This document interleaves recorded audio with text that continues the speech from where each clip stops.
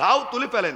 সিজদা দিতে দিতে তাহাজ্জুদ পড়ে পড়ে কোটিবার হজ করছেন, মসজিদ বানাইছেন লক্ষ লক্ষ, কিন্তু আল্লাহ ডাক দকায় নবীর জবানের বর্ণনা, তোমার মা তোমার উপর নারাজ, তোমার বাবা তোমার উপর যদি নারাজ থাকে, তোর সব মসজিদ বানানো ইবাদত বন্ধ, তোর সমস্ত হজের আমল বন্ধ, তোর কোটি কোটি টাকা মাদ্রাসায় মসজিদে দেওয়ার সব আমল বিফলে। আল্লাহ ডাক দকায় তোর মা খুশি না, আমি আল্লাহ তোর প্রতি খুশি না, তোর তাহাজ্জুদ তোর সব সব জ্বলে যাবে। কথা কন ঠিক না ব্যাঠিক?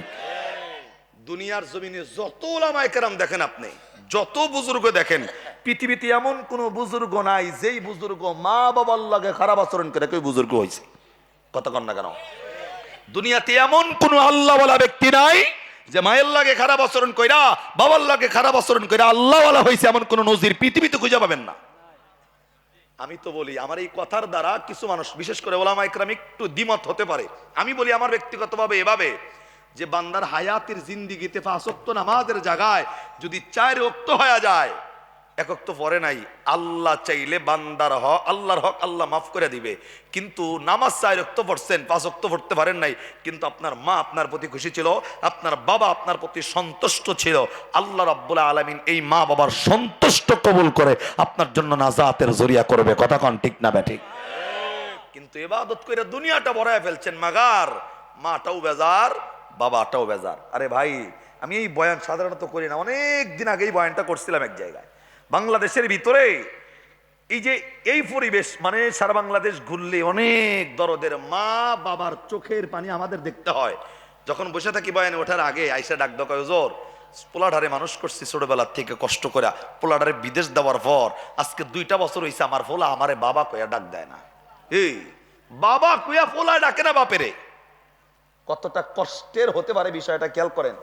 আমরা যারা এখানে আছি, 90 দশকের মানুষ যারা, 80 দশকের মানুষ যারা, 70 দশকের 60 দশকের মানুষ যারা, আমরা জানি অভাবের সংসার ছিল আমাদের, পরিবেশটা এমন ছিল, ঈদ আসলে সন্তান বাবারে বলছে, বাবা নতুন জামা নতুন জুতা কিনা না দিয়ে আমি কিন্তু ঈদগাহের ময়দানে যাব না। বাবা কি করছে সেটা বুঝি নাই, ছোট্ট সন্তান আবদার করছি বাবার কাছে, বাবায় মাথার গাম পায়ে ফেলে সন্তানের মুখে হাসি ফোটানোর জন্য ঈদের আগে ঠিকই নতুন জামা কিনছে, ঠিকই নতুন জুতা কিনা সন্তানের গায়ে পরাইছে। ঈদগাহের দিন আপনি সন্তানের হাতটা ধইরা ঈদগাহের ময়দানে গেছেন, আপনার নতুন জামা আপনি খুশি, নতুন জুতা আপনি খুশি, বাবার দিকে খেয়াল করেন নাই। বাবার শরীরের পাঞ্জাবিটা গত বছরের সেরা পাঞ্জাবি ছিল, বাবার শরীরের যেই পায়ের স্যান্ডেলটা 60 টাকা দামের বার্মিস, তাও একটা তালি দেওয়া, ওইটা পইরা বাবা ঈদগাহের ময়দানে গেছে, সন্তানকে কষ্ট দেয় নাই। কতক্ষণ ঠিক না ব্যাটি? ভাই আমি ছোট্ট করে বলি, আমার আলোচনাটা অনেকের অতৃপ্তি লাগবে, কারণ এই ব্যাপারটাতে অনেক মানুষ আমরা আছি যে হুজুর মা বাবার আলোচনা ভালো, কিন্তু অন্য অন্য মা বাবার মতো আমার মা বাবা না, এই কথা মানুষের ভিতরে থাকে। হুজুর আমার মা বাবা অন্য অন্য মা বাবার মতো না, আমার মা বাবা একেবারেই ব্যতিক্রম। ভাই সন্তানের লগে মায়ের ঝগড়া হয়, বাবার লগে সন্তানের ঝগড়া হয়, ঝগড়া হইলে আল্লাহর নবী বলছেন সন্ধ্যা হওয়ার আগে কেন ঝগড়া কেন হবে। এখন দেখেন, বাবাও সন্তানের কথা বলে এবং সন্তানও বাবারে কথা বলে। সবচাইতে যে বেশি বড় কথা বলতে পারে, যদি বাবা লাস্ট স্টপ হয়ে যায়, সন্তান মনে করে আমি রাইট আছি, আমি জিতা গেছি, সন্তান প্রাউড ফিল করে যে আমার বাবা মিথ্যা আমি সত্য। আপনি জিতা যান নাই, বরং শয়তান আপনাকে জিতাইছে, মানে শয়তান জিতছে। মা বাবার লাগে যদি ঝগড়া লাগা যায়, কথা মাও বলবো বাবাও বলবো, কিংবা আপনি বলবেন আপনার বাবা বলবে, আপনি জিতা গেছেন আপনি জেতেন নাই, এই দুইজনের মধ্যে ঝগড়া লাগাইছে মাঝখানে শয়তান। আল্লাহ রাব্বুল আলামিনের নবী ডাক কয়, মা বাবার লাগে তর্ক করা তো দূরের কথা, শব্দ পর্যন্ত করা যাবে না। আল্লাহ রাব্বুল আলামিনের নবী ডাক কয়, তোমাদের মাঝখানে শয়তান দাঁড়ায়া তোমারে ওয়াসওয়াসা দেয় যে ক তোর বাবারে যেটা ফারস। বাবা ওই দিক থেকে বলতে থাকে, আপনি লাশ মুহূর্তে নিজের বাবারে ঠকায় মনে করেন জিতে গেছেন, আপনি জেতেন নাই, আপনি যে কি পরিমাণ হারছেন আপনার কল্পনাতেও নাই। তবে বন্ধু আমি বলবো, দুনিয়াতে নিজের বিবিরে খুশি করা যায় না, সন্তানদের খুশি করা যায় না। নিজের বিবিরে যদি আপনি খুশি করতে যান, দেখবেন 12 বছরের সংসার আপনার, এই 12 বছরের সংসারের মধ্যে 12 বছর বিবি যা বলছে আপনি সব শুনছেন। 13 বছরের মাথায় বিবির জন্য একটা কাপড় আনছেন, বিবির জন্য কাপড় আনার পর বিবির কাপড়টা পছন্দ হয় নাই, কালার চয়েস হয় নাই, ঠিক সেই সময় বিবি আপনারে বলে ফেলবে যে জীবনে কোনোদিন আমার চয়েস মতো কাপড়টা কিনবার পারল না। কথা কন না কেন? 12 বছরের সব চয়েস ফুল দিছেন, 1 বছরের কাপড়টা ভালো না হইলে পিছনে সব কিছু ধুইয়া মুছা শেষ করে দিবে। সন্তানের জন্য কষ্ট করতেছেন, সন্তানের খুশি করা যায় না। সন্তানের জন্য পরিশ্রম করবেন, সন্তান বলবে যে বাবা আমাদের যদি ধনবাড়ি শহরে একটা বাড়ি হইতো সুন্দর হইতো, ধনবাড়ি শহরে বাড়ি বানায় দিছেন না, এই ধনবাড়ি শহরের বাড়ি সন্তানের পছন্দ না। সন্তান আরো চায় টাঙ্গাইল জেলার মধ্যে একটা বাড়ি হোক, আমার শহরে টাঙ্গাইল শহরে একটা বাড়ি হোক। টাঙ্গাইলে বাড়ি করছেন পছন্দ না, সন্তান ঢাকায় বাড়ি হইলে ভালো হয়। ঢাকায় বাড়ি করছেন, সন্তান রে এবার বলছেন, সন্তান এবার খুশি তো? সন্তান ডাক বাবা যদি মানুষের মতো সেকেন্ড হোম অন্য দেশে থাকতো, আর একটা বাড়ি যদি দেশের বাহিরে থাকতো, কত না সুন্দর হইতো। তার মানে যা দিচ্ছেন সন্তানের মন জয় করা যায় না, বিবির মন জয় করা যায় না। আমি ধনবাড়ির মানুষদেরকে বলবো, অল্প মানুষ, আমি এইভাবে কথাটা বলছি এর জন্যই যে আপনি চাইলে নিজের মারে 30 টাকার মাধ্যমে খুশি করা সম্ভব। নিজের মায়েরে 30 টাকা দিয়া, বাবারে 30 টাকা দিয়া খুশি করা সম্ভব। এখন যদি বলেন হুজুর 30 টাকা দিয়ে আবার মা বাবা কেমনে খুশি হয়, আমি ছোট্ট কিছু টিপস আপনারে শিখাই দেওয়া যায়। আপনি যেই কাজই করেন না কেন, রিক্সা চালান আর অটো চালান আর চাকরি করেন আর যাই করেন, প্রত্যেক দিন যখন রাত্রিবেলায় বাড়িতে ফিরবেন, সন্ধ্যার সময় ফলের দোকানে যায়া 20 টাকা দিয়ে একটা কমলা কিনবেন। যদি মা বাচ্চা থাকে 20 টাকা দিয়ে একটা কমলা কিনবেন। কমলাটা কিনা একেবারে সরাসরি মায়ের ঘরে যায়া মায়ের হাতে কমলাটা দিয়া বলবেন, মা গো এই কমলাটা একান্তই তোমার জন্য আনছি, এই কমলাটা তোমার, এই কমলাটা আমার ফোলারেও দিবা না, কাউরে দিবা না, একা তুমি খাইবা ঘরে বইয়া। মারে এই একটা কমলা 20 টাকা দিয়া কিনা যদি মায়ের হাতে দিতে পারেন, মা কমলার দিকে তাকাবে, আপনি ঘর থেকে বের হয়ে যাওয়ার পর দেখবেন অটো চোখের পানি পড়তেছে, আমার পাগল পোলা এখন আমার জন্য স্পেশাল করে কমলা নিয়ে আসছে। আল্লাহু আকবার কন্যারে ভাই, এক কমলা মাত্র 30 টাকা দাম। রাত্রিবেলায় মা কমলার দিকে তাকায় থাকবে, মা কিন্তু এই কমলা খাইবো না। সকাল হয়ে যাবার পর এই কমলা দেখবেন আপনার ফোলারই ডাকতেছে, আপনার মেয়ের ডাইকা সামনে বসায়া নিজের মা কমলা সিলাইয়া সিলাইয়া আপনার ফোলারে খাওয়াবে। নিজে খাইলো না, কিন্তু আপনি মায়ের নাম বলছেন, এর জন্য মায়ের অন্তর আপনার জন্য খুশি হয়ে যাবে। কথা কোন ঠিক না ব্যাঠিক? করছিনি কোনোদিন এই আমলগুলো আমরা? এটা করেন না রে ভাই, করেন না। মায়ের মন খুশি করতে কিচ্ছু লাগে না, বাবার এটা করেন, বাবার জন্য এগুলা করেন, অত খুশি হবে আপনার জন্য। আল্লাহর কসম করে বলি ভাই, মা বাবা যদি সন্তানের প্রতি খুশি থাকে, এই বান্দা জাহান্নামের আগুনে জ্বলবে না, এই বান্দাকে জান্নাতের মেহমান বানাবে কে? আর ইবাদত কইরা আসমান ঠেকায় দিছি, ইবাদত কইরা দুনিয়া ভরায় দিছি। মা যদি থাকে নারাজ, বাবা যদি থাকে নারাজ, এই ইবাদতে আল্লাহ খুশি না, এই ইবাদতে নবীও খুশি না। এর জন্য সাহাবায়ে কেরামরে ডাক দেয়, সাহাবী আমি নবী এমন একটা ইবাদত করতে পারি নাই, যদি করো আমি জান্নাতের জিম্মাদার। ইবাদতটা কি? আল্লাহর নবী ডাক দেয়, নিজের মায়ের খেদমত করো, বাবার খেদমত করো। মা বাবারে খুশি কইরা কবরে যদি ঢুকতে পারো, আমি নবী তোমাকে জান্নাতের জিম্মাদার, আমি নবী তোমার জন্য হয়ে যাব। সুবহানাল্লাহ, একবার দিল দিয়া কন্যা সুবহানাল্লাহ। ভাই মা বাবারে খুশি করা যতটা সহজ, তার চাইতে বেশি সহজ আল্লাহরে খুশি করা। সুবহানাল্লাহ কইবেন না? আবার জোরে কইবেন না? মা বাবারে খুশি করা যেমন সহজ, এর চাইতে বেশি খুশি করা সহজ আল্লাহরে।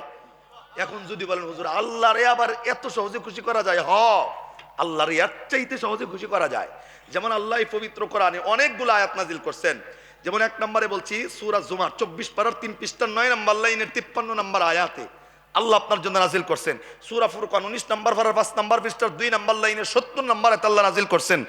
এবং এরকম বেশ কিছু আয়াত আল্লাহ ডাক দেয়, বান্দা ধনবাড়ির মানুষ সারাটা জীবন আমি আল্লাহর কথা শুনোস নাই, সারা জীবন শুনোস নাই, 80 বছর হয়ে গেছে, তোর অসুবিধা নাই। 70 বছর আমি আল্লাহ নাফরমানি করছো, 100 বছর নাফরমানি করছো। আল্লাহ ডাক দেয় 100 বছরেরটা ভুইলা একবার আমি আল্লাহর কাছে আয়া খালি কাম ব্যাক কইরা আমি আল্লাহরে ওয়াদা দাও, আল্লাহ আমার পিছনের জিন্দিগিটা ভুল ছিল, অন্যায় ছিল, আমি সামনের জিন্দিগিটা সুন্দর করতে চাই। আপনার 80 বছরের নাফরমানি দেইখা আল্লাহ আপনার অন্তরের নিয়তটা যদি খালেস হয়, আল্লাহর কাছে আত্মসমর্পণ করার লগে লগে আল্লাহ ডাক দেয়, বান্দা তোর জিন্দিগির গুনাহ মাফ কইরা তোরে রহমতের কোলে তুললাম। 80 বছরের নাফরমানি, 100 বছরের নাফরমানি।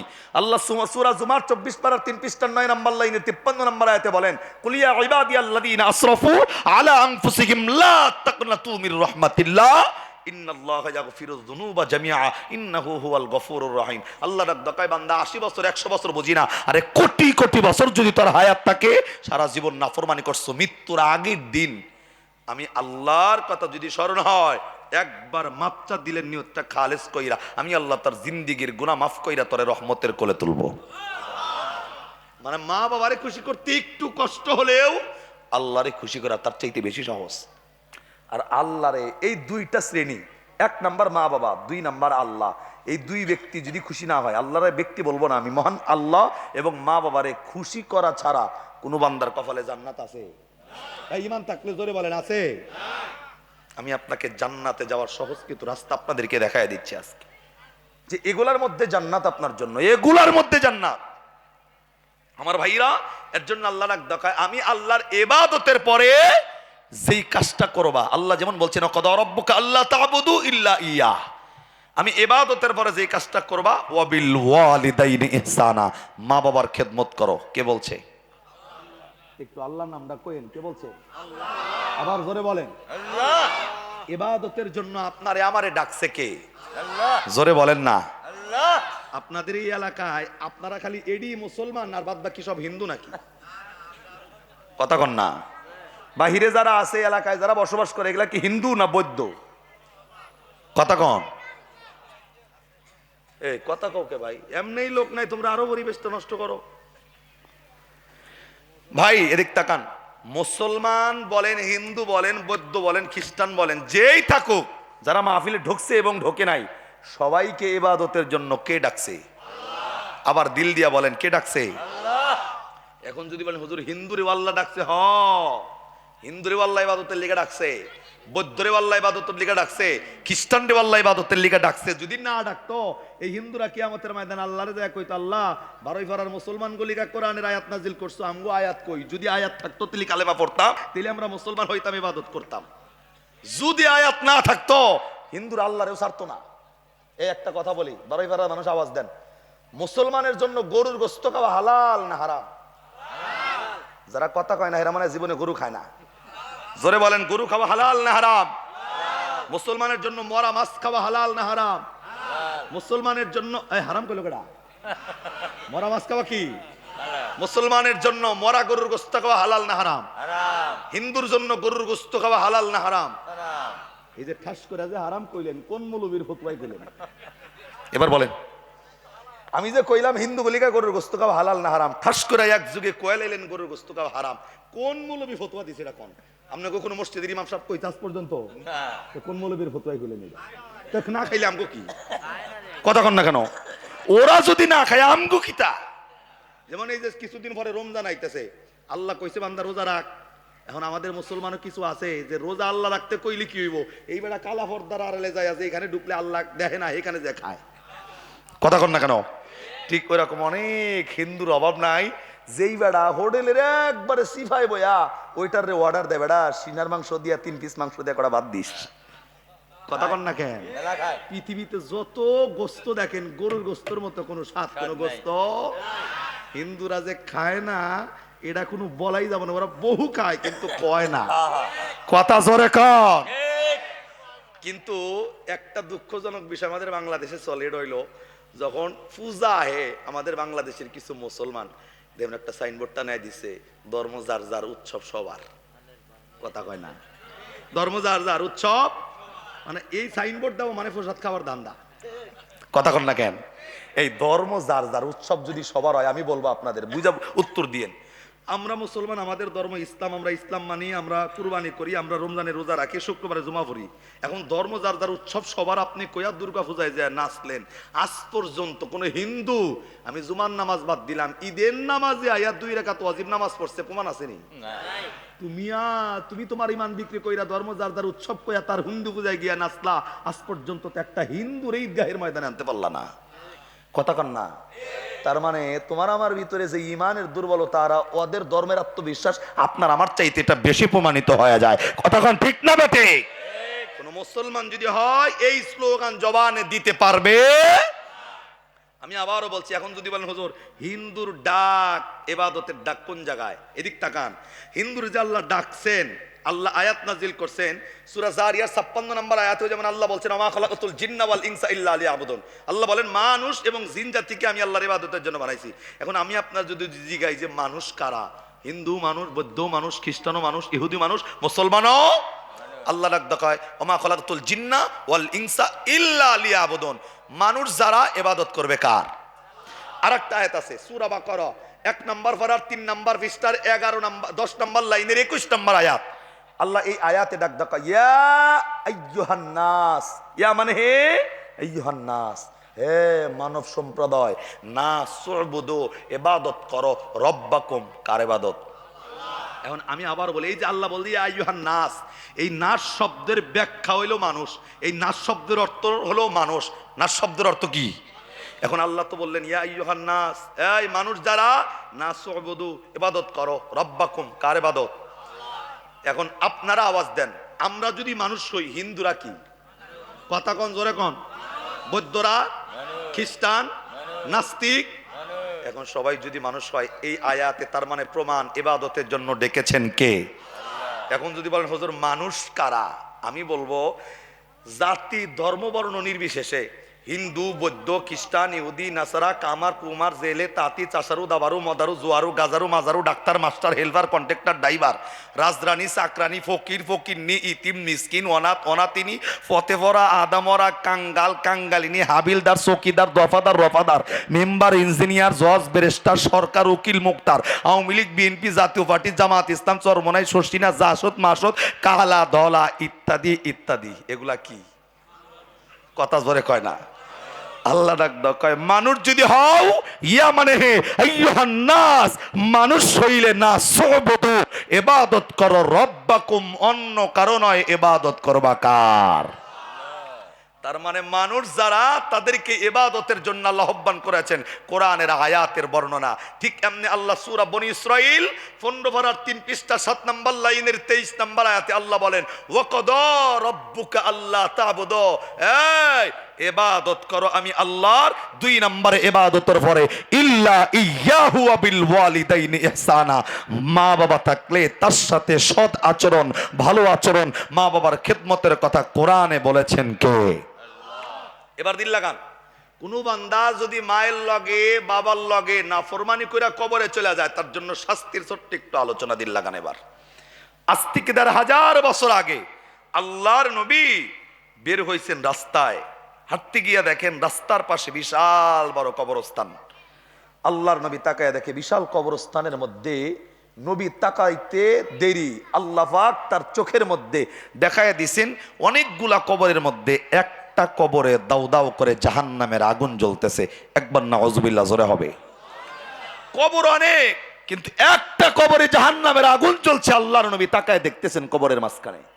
আল্লাহর নবীকে আল্লাহ এটা দেখাইছেন আপনাকে আমাকে শিক্ষা দেওয়ার জন্য। দিল লাগান একটু। আমার ভাইরা, আমার বন্ধুগণ, আল্লাহর নবী বিশ্ব নবী, আখিরি জামানার পয়গম্বর।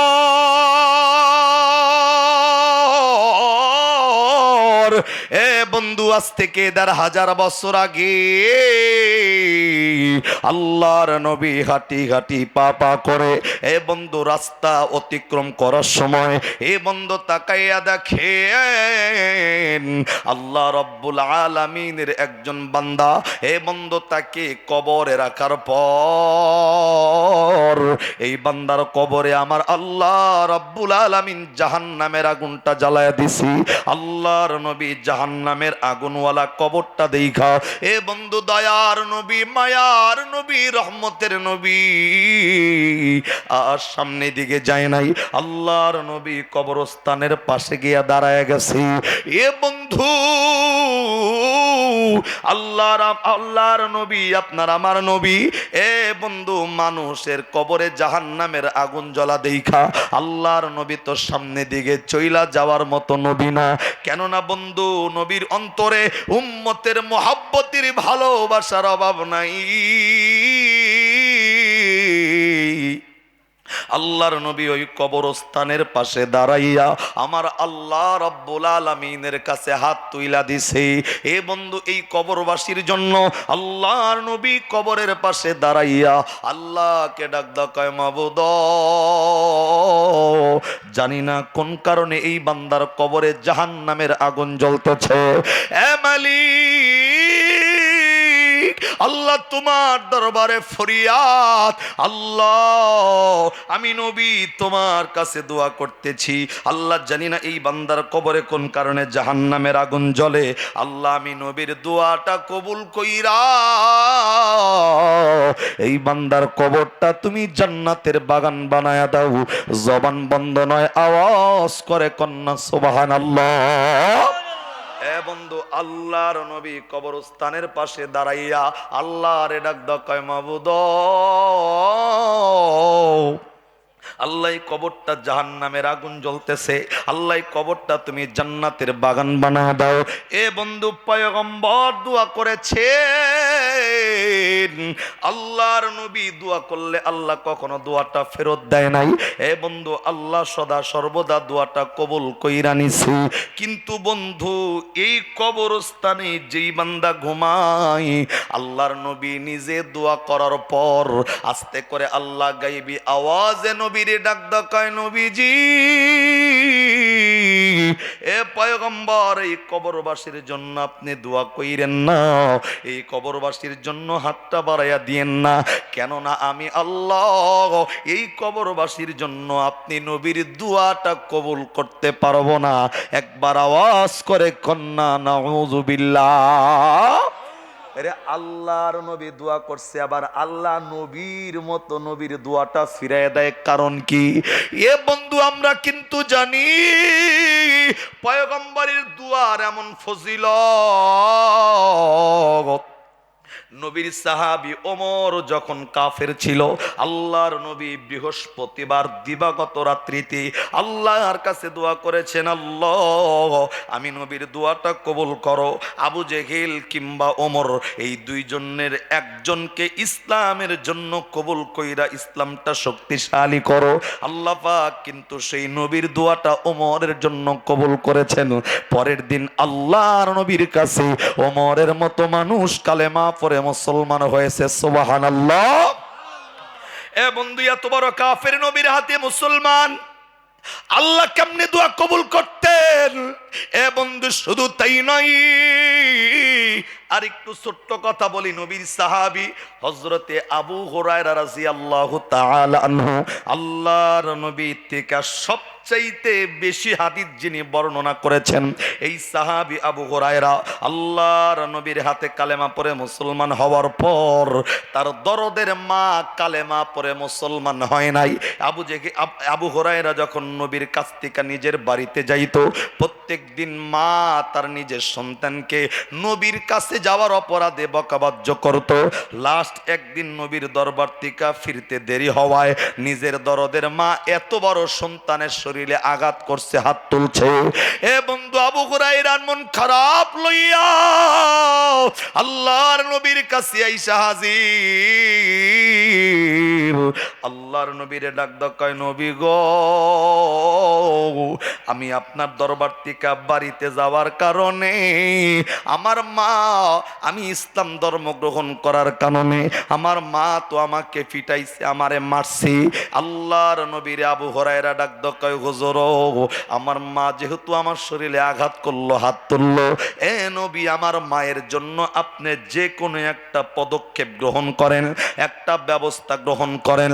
আল্লাহর নবী আবু হুরায়রারে ডাক দাও, কয় আবু হুরায়রা রে,